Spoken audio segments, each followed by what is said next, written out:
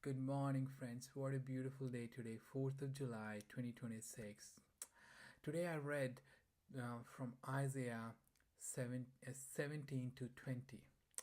And I learned three things from it, which I want to share with you. Okay. And I'm going to read KJV version. Okay. Three things which I learned from is that God will judge the pride and idolaters. Okay, God will judge. And the second thing is always remember and trust God. He's the source of salvation. And the third thing, God will heal you, restore you, and bless you. That's the intention of God.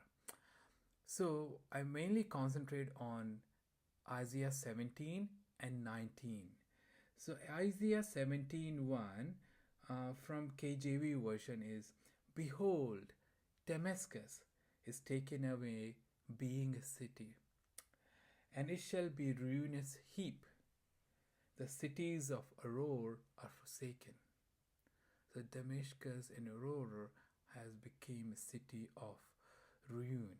It's ruined. Then we see that's the judgment of God. And then we see remember of God, which is remembrance of God, which is found in Isaiah 17:10, which says, Because thou hast forgotten the God of thy salvation, hast not mindful of the rocks of thy strength.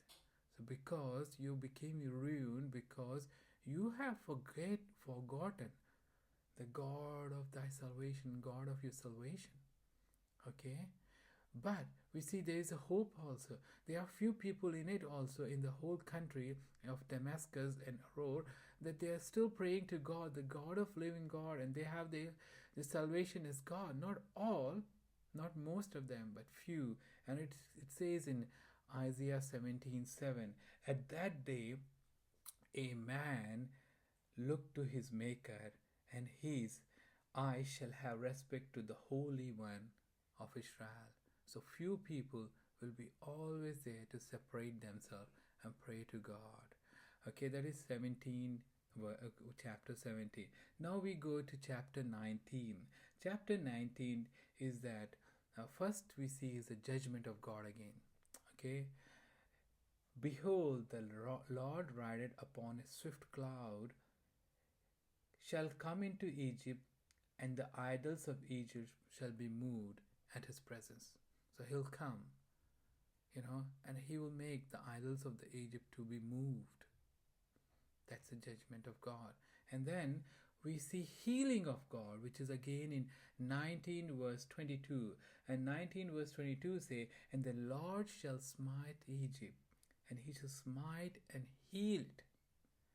And they shall return even to the Lord, and he shall integrate of them, and shall heal them. So God is the only healer. Not your pride, not your trust in human beings, not in trust in idols. So he's the healer. He just wanted to show us.